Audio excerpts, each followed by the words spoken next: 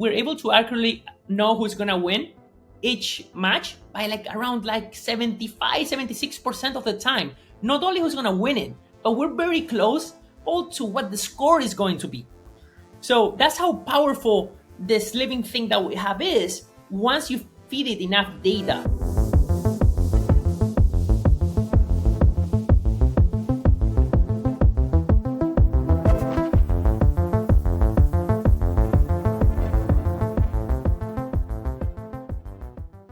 This is the moment we waited for. Everything you want is right here. We gon' give them what they came for. We gon' take it up from last year. Watch the game change. Watch the game change. Watch the game change. Watch the game change. Yeah.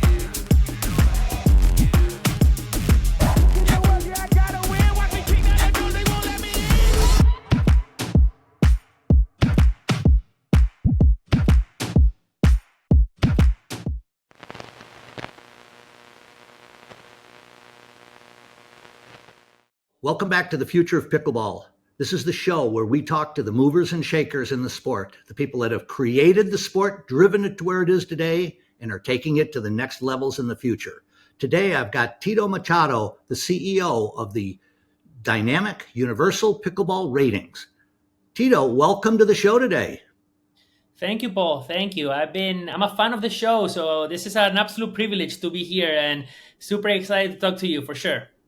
Good. Well, it is being in the sport as much as I have, where you and I have not had a chance to spend much time together, but I've certainly heard about you and I've heard about your past. Why don't you give us a little bit of an idea of how you came to be the CEO of DUPR?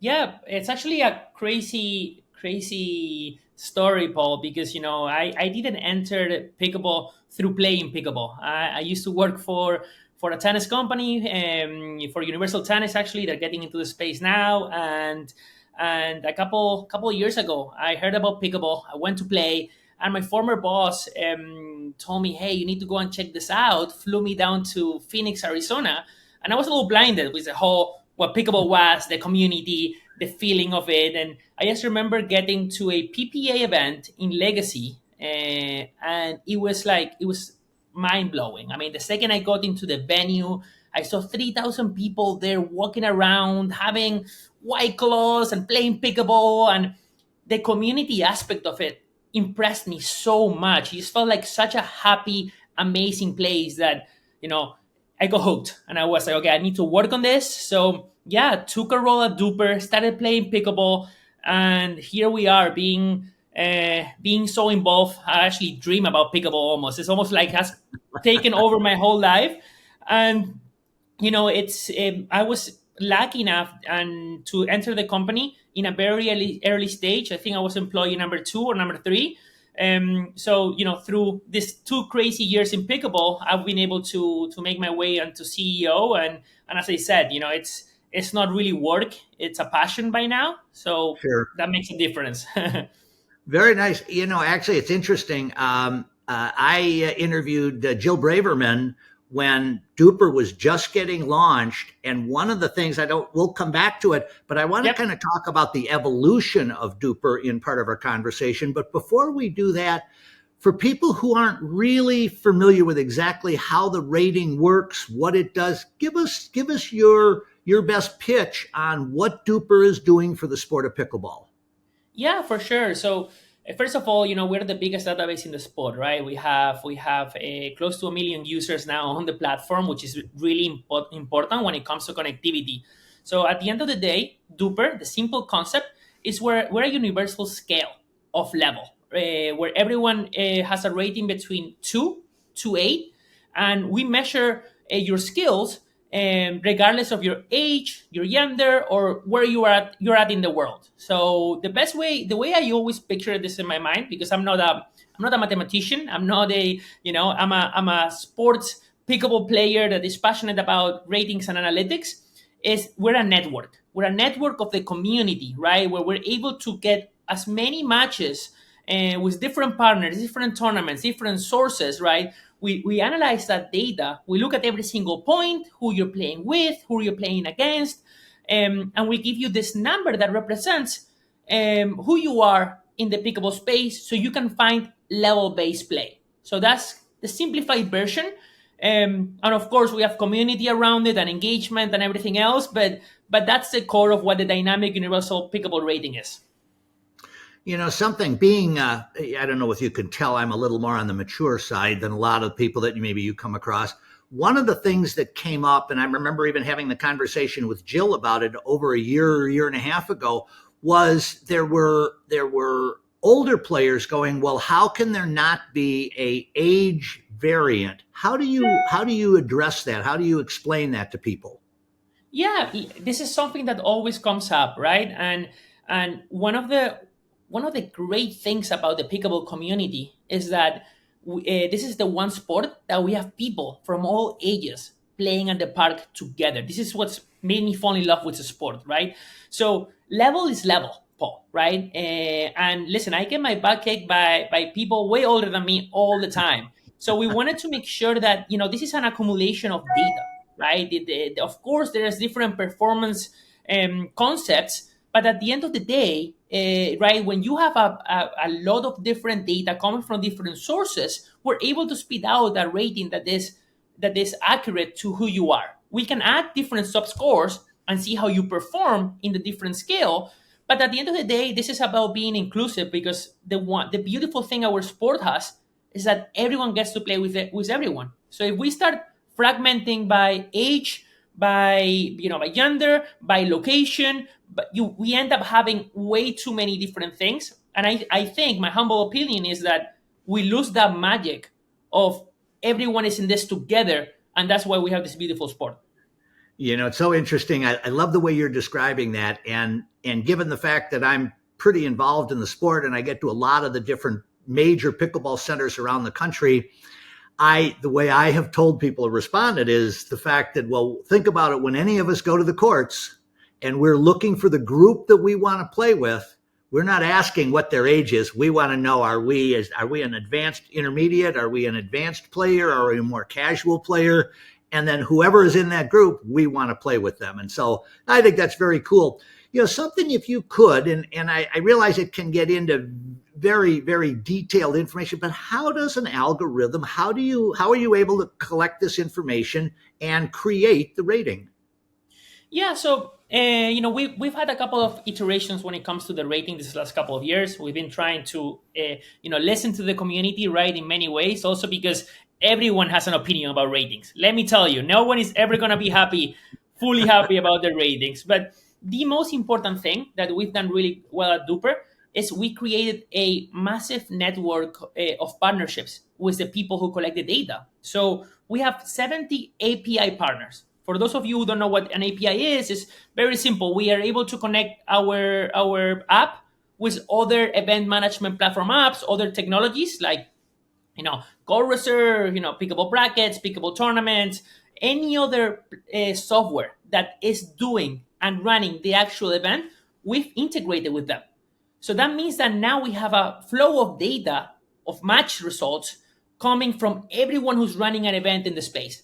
That's the most important thing, right? Like 2 years ago, people could come to me and be like, hey, I don't think that the rating is right, or I don't like the number that I'm seeing. And what I kept telling everyone is like, wait, right? An algorithm is a build-up, right? It just gets better over time. It's almost like a living thing. We keep feeding this living thing with all of the clubs, with all of the matches, and now we're able to analyze all of these different data points. As I said, who are you playing with? Points, how many matches, how often are you playing? And you feed that all to this intelligent being thing that we have with the smart people that we have running this, and that's how we spit the number. So there is no me watching you play. There is no me seeing how you think. It's an objective set of data matches coming in and showing this number. Yeah, it's interesting for any of us that have taught in the pickleball space, the idea of, okay, I'm going to pay you to tell me what my rating is. That's a challenging thing for a teaching pro to be sitting and saying, well, you're sort of a 3-0. Well, no, I play with 4-0s. So no, I think that's exactly right. let me just take a little segue here for a moment. If you like what you're watching, what we've got going on here, and seeing the kind of people we get on the show, hit the like button, subscribe to our show, hit the notification button, and you'll get the alerts the minute these things come out. All right, Tito, let's get back to it. Something that I think could be very, very cool in the space is more and more as people are trying to figure out how do they fit into the matrix, and really not how they can sandbag it or cheat it, but they really want to know where they are. What's the best way for somebody to get the most accurate DUPR rating they possibly can? Yeah, so Paul, this is a great question, and I get this all the time. A lot of people tell me, why do I need a rating? I'm not competitive. I just want to go to the park and have a fun time. And I think there is something that we're not taking into account, right? Our sport has exploded, and there is a lack of real estate. Of course, we're trying to catch up. We see all of these companies coming in, building facilities, right, and trying to catch up to the demand. But the reality is that our sport in many different cities and counties around the country is played in parks. And I don't know if this happens to you, but I go to the park at 5 p.m. It's packed. We have people from, we're trying to get the best experience in a short period of time, and the best way to do that is by knowing and having the ability to play level-based play. The rating is not about sandbagging. The rating is not about, of course, there's a usage of the rating, but the most important thing is to find players that I'm going to have a fun experience with, and grow that circle, right? So we know, hey, I'm a 5-0. I'm going to show up at 6 p.m. because the rest of the 5-0s are going to be there at 5 p.m. or the 4-5s, and I can have a great experience. If we don't do that in the space, Paul, I'm a little concerned that we're gonna silo each other to our group of friends. And that's what happens in tennis. I'm a tennis player, former tennis player, and I only play tennis with 3 or 4 people. I don't go on to a community setting to play tennis. I know who I play with, rent the court, play play tennis, and then I go away. When it comes to pickleball, I don't want that to happen to the sport because we're going to lose the magic of the open play. Sure. So we need a measure for open play, for players to find level-based play in the community to keep the community. So with DUPR, you're able to self-post matches. And this is some people always tell me, like, hey, you shouldn't be able to self-post. You should be able. I think that we are targeting the 99% of the community that goes and play with their friends, post the score in, get some matches. We also have 4,000 clubs or digital clubs, which are communities within your city. You're able to go to those clubs, play on rating sessions, play on tournaments.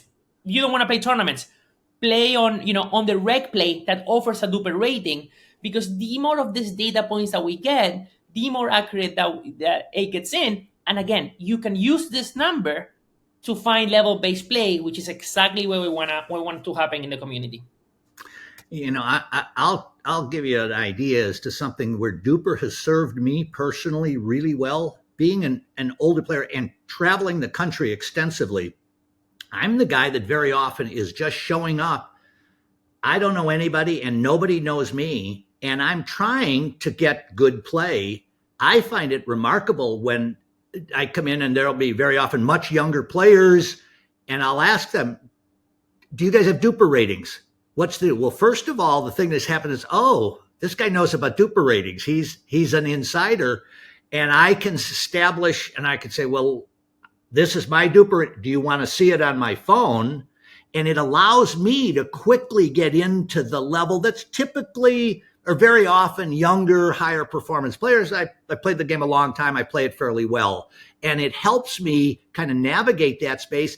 And then it's kind of like this, all groups enjoy, oh, we've got a new player in the gang that's having fun and contributing to the group. And with Paul, it turns out that he travels and he's involved in the pickleball space. It's really been a cool piece that has served me personally. And it's almost to me like the DUPR brand has become kind of, oh yeah, you've got the drill. And so I think that's great. Would you mentioned briefly that there's been evolution or change.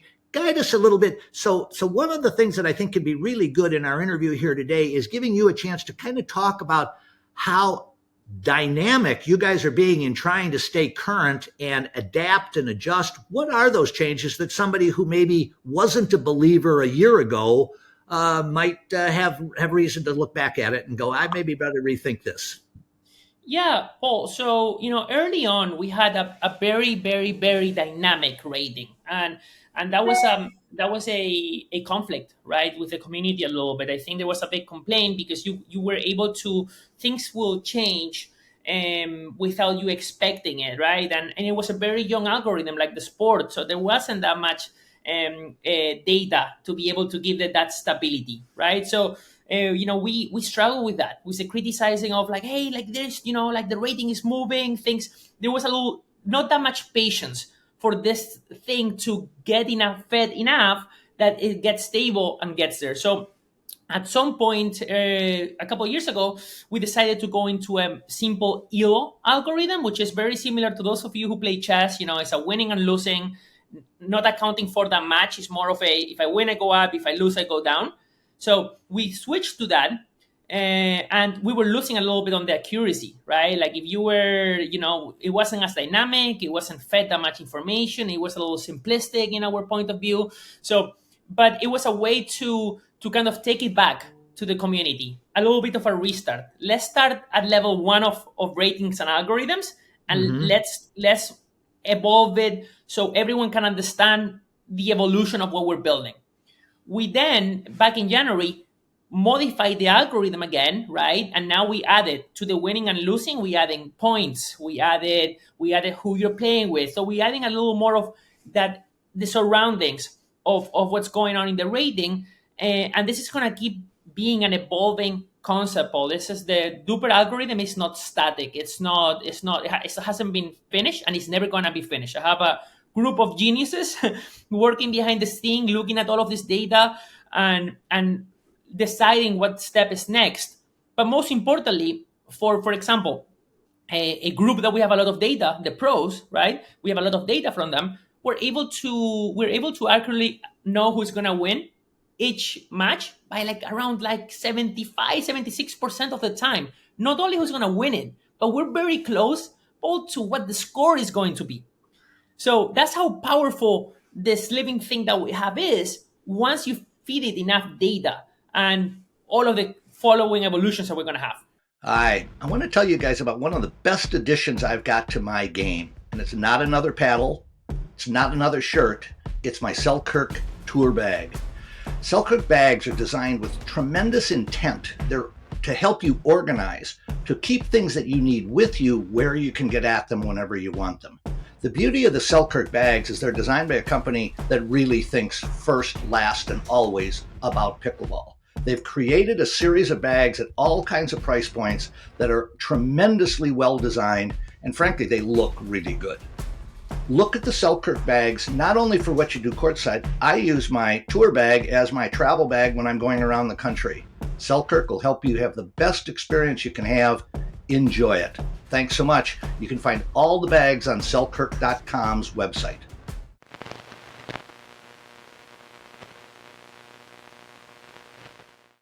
It's really interesting, and I love the depth and the descriptions that you're giving, because it leads to the natural question. There are other rating systems, you mentioned UTR that you'd been involved with. There used to be UPTR.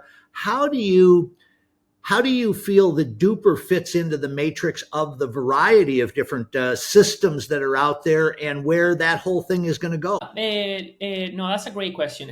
So I think the big difference, and I've been saying this from the beginning of the call, right, is the importance of receiving data and getting an adoption, right? Like 2 years ago, we were getting criticized, right, because it was a complex algorithm, was not enough data to be able to give you an accurate rating, right?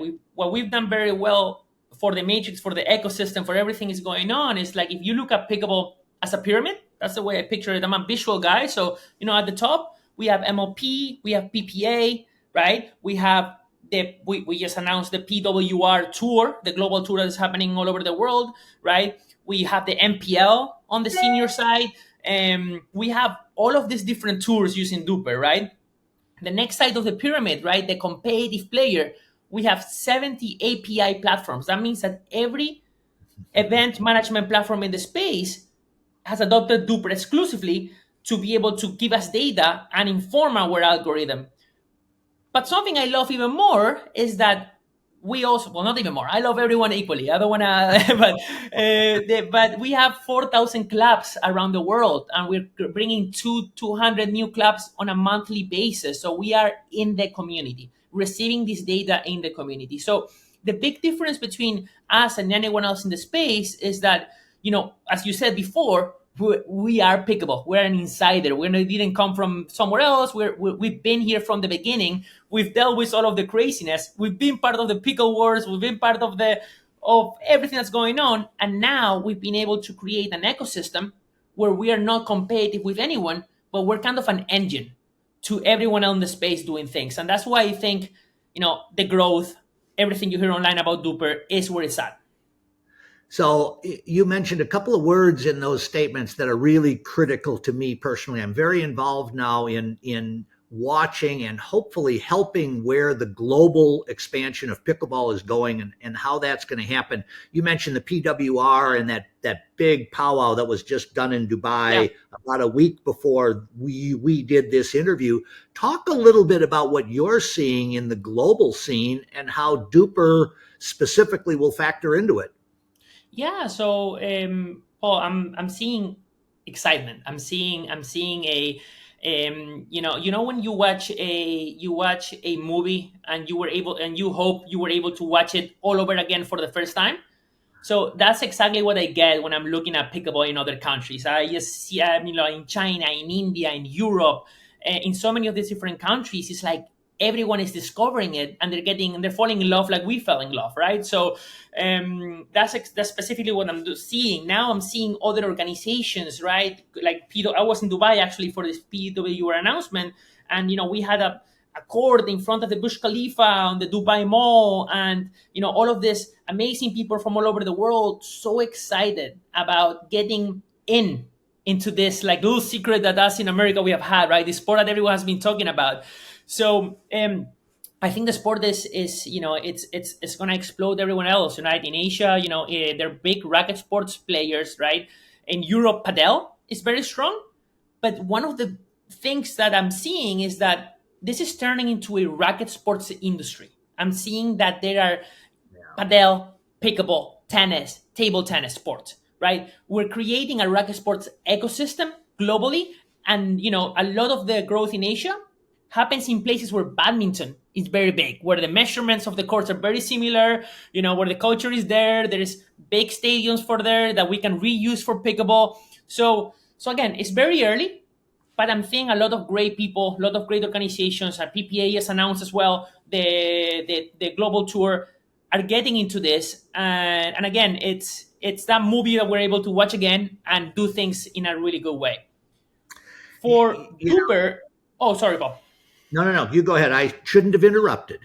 No worries. For DUPR, we saw this very early on, Paul. This is not new for us. The International Pickleball has been part of the company since the beginning. So we knew that there were little pockets of organizers, of shakers and movers all over the world, but no one was looking at them and no one was helping them. So very early on, we decided to be behind the English Open, support the Spanish Open, go to Vietnam, go to China, go. So we've been behind the scene internationally from the beginning. It just almost like turned cool to be on the international pickleball scene. Yes, We were there absolutely. before it was cool. And we're in 159 countries, the DUPR app. We work with over 70 associations and governing bodies globally. We work the APA, right, the Asian Pickleball Association, everyone who is doing something. It feels like internationally they know that they need to talk to DUPR first. We are always willing to help and support in any way possible.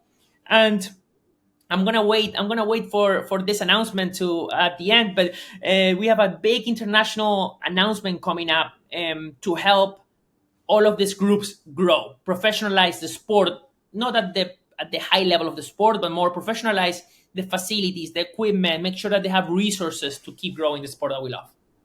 It's really interesting as you talk about that. I know that at the US Open last April here in America, I think it was a group of 14 Indians came in, and they did very well, and they got on a lot of podiums, and they did it at the 3-5 level, the 4-0 level, and it's really, really interesting to see how foreign nationals come into America. They want to kind of see how they stack up, and ratings is such a paramount piece of that introduction into the sport.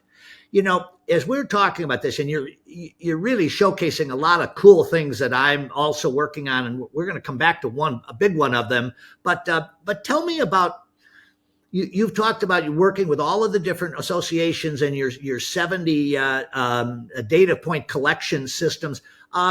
Corporately and business wise, what are the other relationships or involvements that DUPR's got that the world might be interested to know about? Yeah, so we luckily enough we also are on the event side, right? So we have a lot of great partners. I know Yola is our title sponsor and for college pickleball, which has exploded, and our main title sponsor, Delaware Life. They've come from a completely outside of the industry kind of space, right? And they are our presenting sponsor. We carry them with everything we do. We actually just had the first sales meeting event in Boston I was part of, and it was fantastic. And this is more of using pickleball in a corporate setting to be able to engage some of the people that work at that organization and create this ecosystem. You've seen it online, right? Pickleball is the new golf when it comes to the things, and that's something that we're doing with Delaware Live. Gamma is our official ball, and Gamma has been our partner for a long time. So Paul, we work with so many different groups and so many different people for so many of the different things that we do. And again, that's why DUPR is kind of like this agnostic, exciting concept for all partners to come in and benefit from. Very nice. We've kind of talked about a couple of things. You've mentioned the word Dubai a number of different times. Very, very top of the food chain place, and certainly in global things and activities. I understand that you and I are going to be in Dubai in January for a Pickleball Minds conference. For people that don't know what's happening on the business side and sort of where a lot of large interests are coming into it, why don't you give me a little bit of an idea of what you expect Dubai in January to be with the Pickleball Minds conference and how that's going to affect the sport globally? Yeah, so it's funny. I think these last 4 years after the pandemic and everything happened, right? We've turned into this like online working from home computer kind of like society. And some of the things that I've learned this last year in pickleball is the importance to put all of these brains together in one place. That's where you see the true partnerships happen. So I was in Vegas as well, and we had a little Pickleball Minds event over there, a little cocktail, and I was able to so many great things happen only from that 2 hours that we were on the same room all together. Partnerships, events, all of that thing. So when you have all of this people in the industry getting together, not only I think that you can avoid future words, future concepts, because understand that we all, there is space for everyone here to coexist and help each other grow. But my expectations from events, for events so important like this, is that a lot of massive things are going to come together, new collaborations and projects that we haven't even thought about will be born in Pickleball Minds and in this kind of events that are going to benefit the sport and are going to avoid wars and conflicts. The opposite. It's going to nurture collaboration in our industry. Yeah, you're really explaining that beautifully. That is really what my hope and goals and thoughts are on this. It's been fun to be somebody like yourself that's been involved with things going on. I was in Europe and I spent a few weeks there talking to different pickleball leaders and people in the scene and what's happening there. I love the idea that it seems that all of the leaders from around the world that I'm talking to, it's the social, the societal, the health and wellness, and the community seems to be the driving themes more than, well, are we going to have a team in the Olympics? What are we going to do? Who can we beat? And I love the fact that our sport is being perceived as this basically socially good contributor to the future of societies, and that's a mouthful. That's really ambitious. So 100%. I hear what you've got going on with your announcements. I want to hear what kind of things you're getting ready to click off. Yeah, Paul, we are, we're putting together a very serious group of business people in the industry to benefit growth in the U.S. and internationally, right? We wanna one of the main things that we're seeing is that there is a lot of ways that we can help evolve the sport the right way. So we want to help federations, we want to help associations. So we want to be the engine behind the sport, but not only in an interested way, business way. We're a corporation, we're a business, right? So we want to make money, but at the end of the day, DUPR has converted into this community, right? And so yeah, we're very close to getting together a global fund to make sure that we push these groups, these associations. They have someone to help, right? Professionalizing the sport, right? Having offices, having employees, having balls through our partners, having paddles, truly be there for the community and for the people who are putting so many hours in many of these times, Paul, as you know, for nothing, right? For absolutely nothing. They're doing this because they love the sport. So this global fund that we're putting together I think is going to be absolutely key for them to know that they have a group of people that are seeing them, are there to help them, and we can grow the sport together and professionalize the sport in those countries. So you'll be hearing more about this fund. But again, this is, with the new ownership group and some of the other people, I think it's going to be instrumental for the growth of pickleball globally. Cool. It's interesting when the PWR announcement came out last week, and then my phone just kind of went nuts with people. Who knows something? Who knows what's going on? It almost felt to me like we're reaching that next diving board where we're getting ready to springboard off it and go to the next level. I think it's all very exciting, and it's been such fun to have you give us your thoughts and ideas. One of the things that I like to ask of my guests, Tito, when we're wrapping up our meeting is, give me an idea of what you see in the next 3 to 5 years in the sport of pickleball worldwide. Well, I would like to see, you never know, right? The world is a crazy place. But what I would like to see is that we have created a global community that helps players from every background find a place in this world, right? A place where we can go have fun and have facilities, have engagement. I mean, we talk about the Olympics, right? I think that's a long-term goal. I think the most important thing that we need to focus federations and every group in the space is how can we all work together to create a safe space, a community in every single country connected, so the sport that we love can keep growing, right? We've seen explosive growth in other sports. We've seen similar things, nothing like pickleball, but similar things, understanding the mistakes from other sports and using those mistakes to learn to get this ecosystem 3 to 5 years from now to be a global community of players just united by the passion of the sport. That's where I want us to be. Perfect.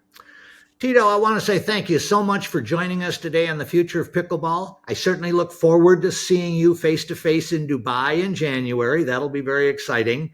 Thank you so much. It's been great, and you have been a great font of information for us all. Thank you.